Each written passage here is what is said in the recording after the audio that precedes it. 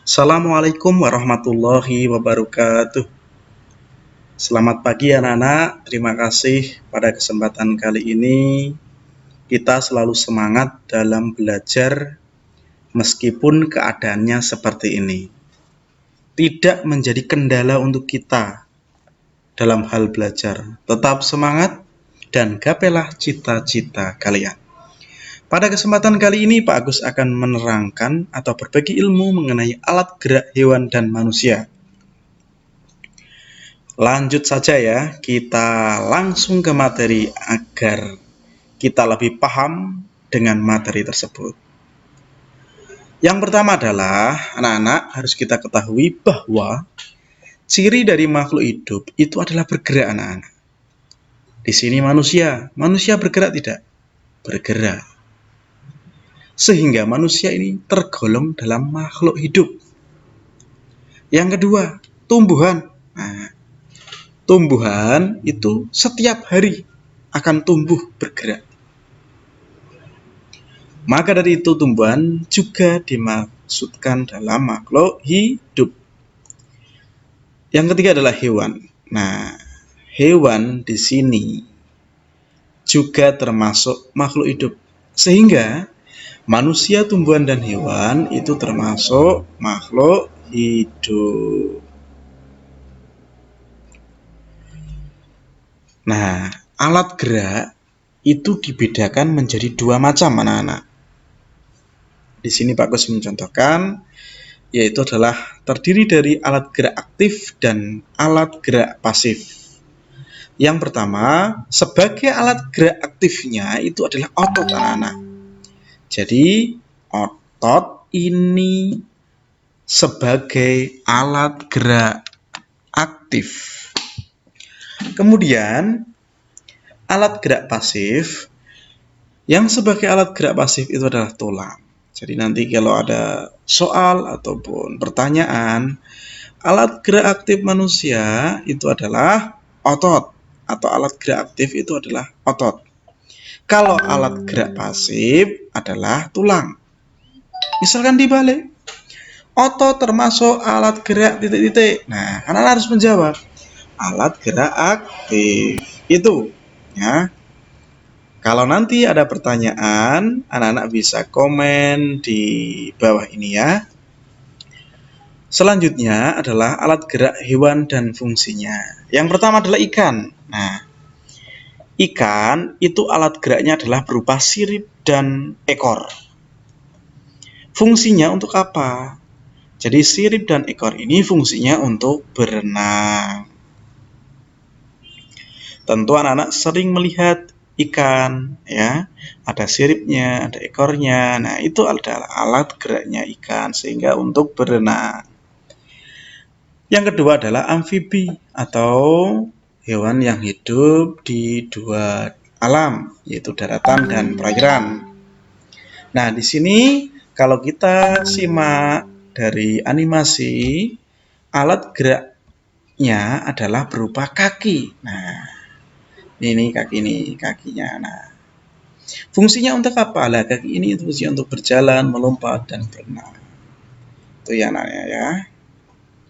Yang kedua adalah reptilia. Reptilia itu adalah hewan melata. Di sini contohnya adalah buaya. Buaya itu alat geraknya adalah kaki. Fungsinya untuk apa? Fungsinya itu adalah untuk berjalan, merayap, dan berenang. Itu fungsinya anak-anak. Yang kedua adalah hewan reptilia. Yang kedua adalah ular. Nah, ular ini sangat berbahaya ya. Jadi anak-anak jangan mendekat dengan ular. Nanti kalau digigit pasti terasa sakit.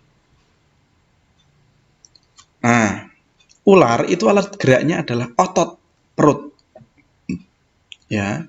Jadi alat gerak daripada ular itu adalah otot perut. Fungsinya untuk apa? Fungsinya adalah untuk berjalan, merayap, dan berenang. Hewan selanjutnya yaitu masih di reptilia, yaitu adalah penyu. Nah, penyu ini pasti anak-anak suka ini dengan penyu ya. Pasti juga ada yang mungkin memeliharanya. Penyu itu alat geraknya adalah kaki. kaki dayung. Fungsinya untuk berjalan, merayap, dan berenang. Tuh ya. Lanjut, burung. Nah, tadi sudah kita tentang ikan, reptilia, dan selanjutnya adalah burung. Burung itu adalah alat geraknya adalah sayap, yaitu fungsinya untuk berterbang dan berjalan. Mungkin ada burung kakak tua, burung jalak. Nah, itu alat geraknya adalah sayap. Nah, ini ada jenis burung lagi nih. Anak-anak tahu enggak ini burung apa? Ayo, siapa yang tahu? Nah, ini lehernya tinggi kan? Nah, tingginya aja melebihi manusia. Ini adalah burung unta. Nah, alat geraknya yaitu berupa kaki. Fungsinya untuk berjalan dan berlari. Ini burung unta. Selanjutnya, nah, hewan mamalia. Anak-anak tahu hewan mamalia itu apa artinya? Yaitu hewan yang menyusui, ya. Nah, contohnya di sini ada sapi, kerbau, kambing, kuda, dan lain-lain. Alat geraknya berupa apa? Kaki. Fungsinya untuk berjalan, berlari, dan melompat. Di sini juga Pak Agus jelaskan mengenai paus dan lumba-lumba. Nah, paus dan lumba-lumba ini alat geraknya berupa apa? Sirip, ya. Fungsinya untuk apa? Fungsinya untuk berenang. Nah, ya. Ini. Nah, itu materi dari Pak Agus. Semoga bermanfaat. Sedikit-dikit lama-lama jadi bukit, ya.